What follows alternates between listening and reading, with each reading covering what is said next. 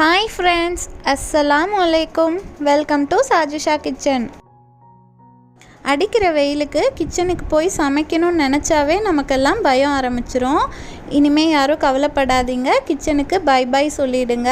அடுப்பே use பண்ணாமல் ஒரு சொட்டு கூட எண்ணெயும் யூஸ் பண்ணாமல் 12 வகையான விருந்து சாப்பாடு எப்படி ரொம்பவே ஈஸியாக ரெடி பண்ணுறதுன்னு தான் இன்றைக்கி வீடியோவில் பார்க்க போகிறோம்.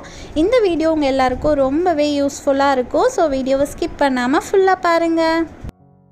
வாங்க ஃபஸ்ட்டு ஸ்வீட் ரெசிபி பண்ணலாம்.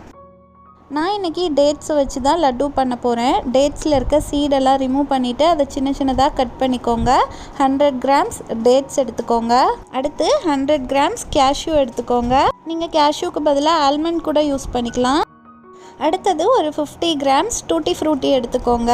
இப்போது இது எல்லாத்தையும் ஒன்றோட ஒன்று நல்லா மிக்ஸ் பண்ணிடுங்க. இந்த மாதிரி கையில் பிசைஞ்சாவே ஒன்றோட ஒன்று மிக்ஸ் ஆகிடும். அதுக்கப்புறமா ரொம்பவே ஈஸியாக நீங்கள் இந்த மாதிரி லட்டு பிடிச்சி வச்சிடலாம். ரொம்பவே ஹெல்த்தியான ஒரு லட்டு ரெடி பண்ணிட்டோம். பாருங்கள், இந்த லட்டு பார்க்குறதுக்கே எவ்வளோ கலர்ஃபுல்லாக அழகாக இருக்குன்னு. இப்போ நம்ம ஆனியன் ரைத்தா தான் ரெடி பண்ண போகிறோம். ஒரு கிண்ணத்தில் 100 கிராம்ஸ் வெங்காயம் ஆட் பண்ணிக்கலாம். இப்போது 50 கிராம்ஸ் வெள்ளரிக்காவை சின்ன சின்னதாக கட் பண்ணி ஆட் பண்ணிக்கலாம். அடுத்து கொஞ்சமாக பச்சை மிளகா, அப்புறமா 1 டேபிள் ஸ்பூன் பொடியாக நறுக்குன கொத்தமல்லியும் ஆட் பண்ணிக்கலாம். இப்போது 2 டேபிள் ஸ்பூன் தயிர் ஆட் பண்ணிக்கலாம். தயிர் நல்லா திக்காக இருக்கிற மாதிரி பார்த்துக்கோங்க, அப்போ தான் ரைத்தா நல்லாயிருக்கும்.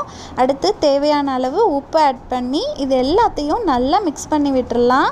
வேணும்னா நீங்கள் ரைத்தாவில் துருவின கேரட் கூட ஆட் பண்ணிக்கலாம். பாருங்கள், ரொம்பவே டேஸ்டியான க்ரீமி ரைத்தா ரெடி ஆயிருச்சு.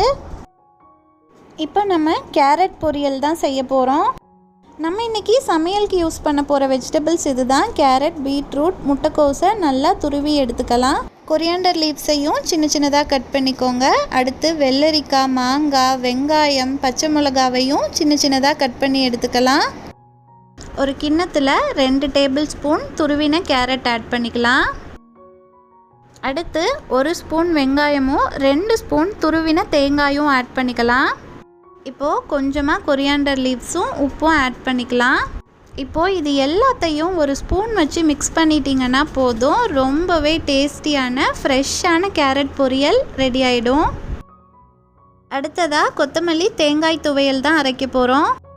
துவையல் அரைக்கிறதுக்கு ஒரு மிக்ஸி ஜார் எடுத்துக்கோங்க. அதில் நான் 100 கிராம்ஸ் துருவின தேங்காய் எடுத்துக்கிறேன். அது கூடவே ஒரு சின்ன சைஸ் புளி ஆட் பண்ணிக்கலாம்.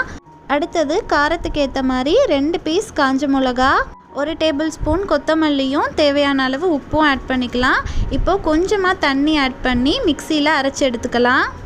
பாருங்கள், டேஸ்டியான கொத்தமல்லி துவையலை 1 நிமிஷத்துக்குள்ளேயே ரெடி பண்ணிட்டோம்.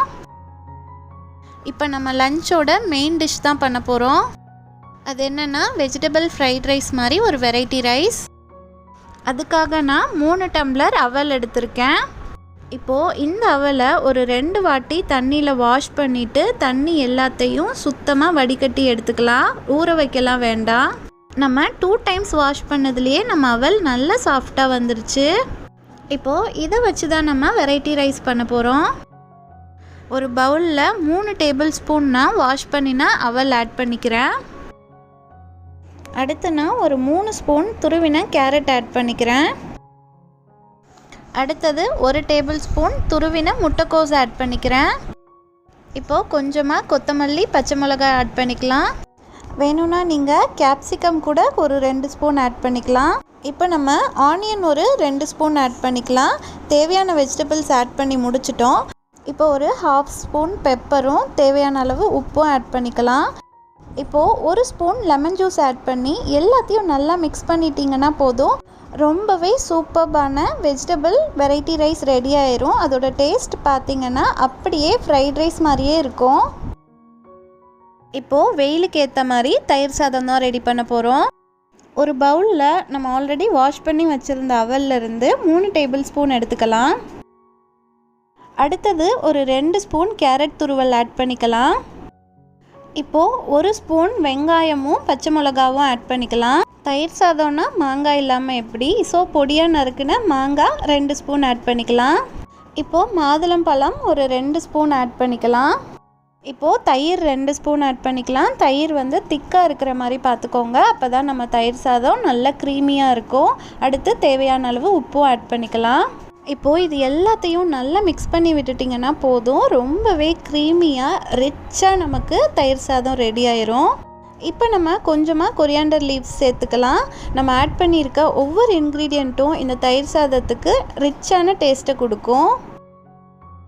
இப்போ நம்ம வெஜிடபிள் சாலட் தான் ரெடி பண்ண போகிறோம்.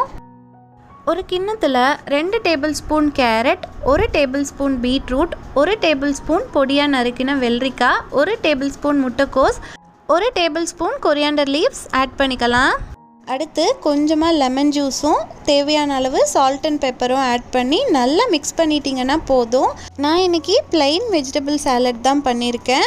உங்ககிட்ட ஒருவேளை முளைக்கட்டின பயிர் ஏதாவது இருந்துச்சுன்னா அதை கூட நீங்கள் இந்த சாலட்டில் போட்டு மிக்ஸ் பண்ணிக்கலாம். இன்னும் கொஞ்சம் ஹெல்த்தியான வெர்ஷனில் உங்களுக்கு வெஜ் சாலட் கிடைக்கும். இப்போ நம்ம ஃப்ரூட் சாலட் தான் பண்ண போகிறோம். நான் இன்றைக்கி வாழைப்பழம், ஆப்பிள், மாதுளம்பழம் வச்சு தான் ஃப்ரூட் சாலட் ரெடி பண்ண போகிறேன். உங்கள் வீட்டில் நிறைய ஃப்ரூட்ஸ் இருந்துச்சுன்னா நீங்கள் எல்லாத்தையும் கொஞ்சம் கொஞ்சமாக சாலட்டில் ஆட் பண்ணிக்கலாம்.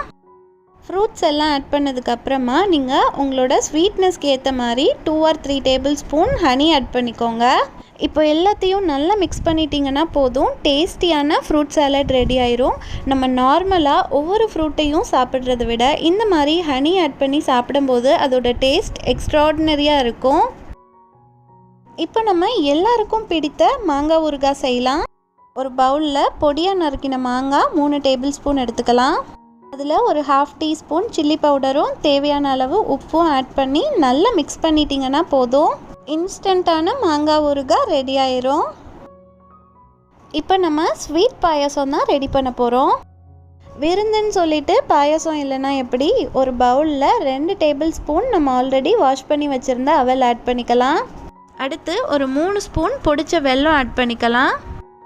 இப்போது 1 டேபிள் ஸ்பூன் கட் பண்ணினா முந்திரி பருப்பு ஆட் பண்ணிக்கலாம். அடுத்து 1/2 டீஸ்பூன் ஏலக்காய் பவுடரும் ஆட் பண்ணிக்கலாம்.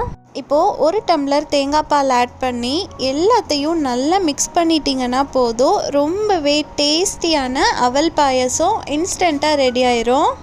அடிஷ்னல் டேஸ்ட்டுக்காக நீங்கள் 1 டேபிள் ஸ்பூன் துருவின தேங்காய் பூ கூட ஆட் பண்ணிக்கலாம். இப்போ நம்ம ஸ்பைசியான நீர்மோர் தான் செய்ய போகிறோம்.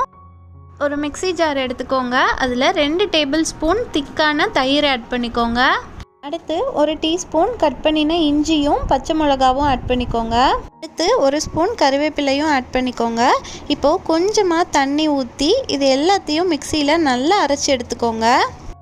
அரைச்சதுக்கப்புறமா இது ஒரு டம்ளருக்கு ட்ரான்ஸ்ஃபர் பண்ணிவிடுங்க. இப்போது தேவையான அளவு உப்பும் கொஞ்சமாக கொரியாண்டர் லீவ்ஸும் ஆட் பண்ணிக்கோங்க. இப்போது மிக்ஸி ஜாரில் கொஞ்சமாக தண்ணி ஊற்றி அலசி அதையும் டம்ளரில் ஆட் பண்ணிக்கோங்க.